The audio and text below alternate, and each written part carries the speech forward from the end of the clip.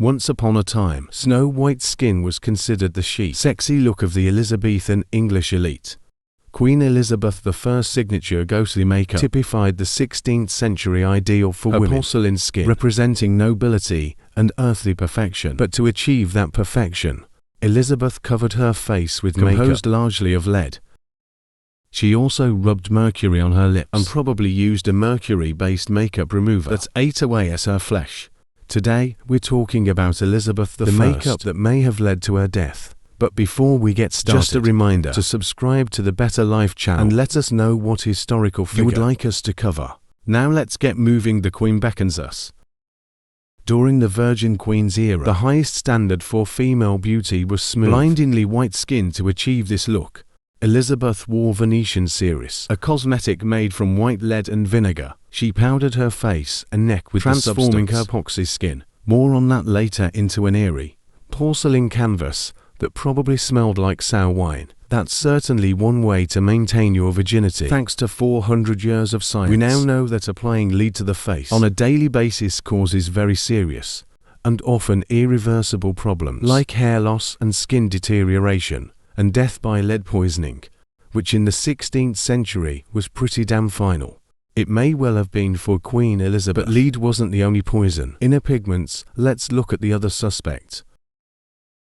Snow White's mom wished for more than a tiny ghost baby. She also wanted her to have lips as red as blood. On winter roses made from cinnabar, a toxic mineral containing mercury, the RL Queen's lip stain gave her the signature red mouth that leaps out at you. All those creepy paintings. So we have to horrific poisons working in tandem through skin absorption over long periods of time. On the surface, the lead face slowly corroded the Queen's skin. In response, Elizabeth wore thicker and thicker layers of makeup, reportedly layering makeup an inch thick toward the end of her life. Symptoms of mercury poisoning include memory loss, irritability and depression, conditions Elizabeth reportedly experienced towards the end of her life. Now we're getting warmer. In the Elizabethan era, nobles didn't clean off their makeup nightly. Heck, most modern women have been guilty of that at least a couple times after her. Maids carefully applied lead and mercury to the royal face. Elizabeth herself wore it for at least a week. Forget about pore blockage. The lead soaked into her skin, causing it to turn grey and wrinkled. When Elizabeth finally had her makeup removed, historians suggest she might have used a gross concoction containing eggshells, alum, and, you guessed it, more mercury. Some claimed the mercury makeup remover left their skin soft, but that was only because it was literally skinning them alive one layer at a time. As a teen, Queen Elizabeth didn't wear quite so much lead face, not simply because she was a child, but because she hadn't caught smallpox yet. On October 10, 1562, she was struck with a high fever and displayed all the hallmarks of the pox. Courtiers worried that Elizabeth would die within the week, but the young royal survived. Unfortunately, the disease left her with permanent scars. In her terrible 20s, when life is either a bed of roses or a garbage fire, and scars don't stack the odds against the latter. Smallpox scars were a common problem at the time. The willingness of women to wear vinegary lead face. Elizabeth's close friend Mary Sidney got stuck with them too. As Henry Sidney, Mary's husband, wrote, the scars to a resolute discomfort ever since have done and do remain on her face. Trying to survive in an atmosphere of constant bitchiness, Elizabeth did everything possible to cover up such blemishes and keep that virginity on lockdown. Anything to avoid a husband who updates people on his wife's pockmarks. There haven't been many female rulers in English history, let's face it, in any history. A fact with which Elizabeth was all too familiar. She knew all eyes were on her, and that any scarring on her face would mark her not as a survivor, but a pariah in those eyes. In 1586, a 50s-ish, Elizabeth commented on the weight of these expectations while addressing Parliament. We princes, I tell you, are set on stages, in the sight and view of all the world. Duly observe the eyes of many, behold our actions. A spot is soon spied in our garments, a blemish noted quickly in our doings. In a ballsy act of pre-Instagram filtering, Elizabeth flat out forbade unflattering portraits of herself. Painters were given an opportunity to get really creative. They had to make her look young and supple and white, even as she entered her autumn years, which in this case is a little too good at describing what happens to human skin. After decades of lead makeup, here's the trick the artist had to make the portrait recognizable as Queen Elizabeth without showing any of the ards, sagging and perhaps even molting skin. Beneath that inch-thick mask of white, enter the famous Darnley portrait painted in 1575. It became a godsend of a model for later portrayals, as grateful artists reused its depiction of Elizabeth's face in paintings for decades. Elizabeth's battle against the ravages of time was fierce and lasted literally all her life.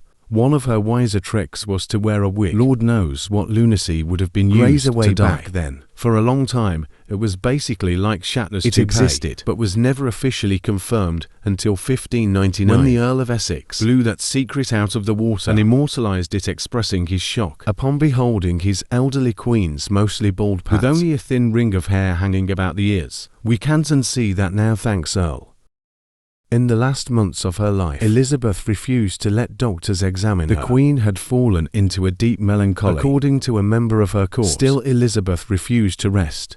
She believed that if she lay down, she would never get up, so Elizabeth stood for 15 hours straight with her ladies, spreading pillows around the Queen, for when she inevitably collapsed. On March 24, 1603, Elizabeth passed away.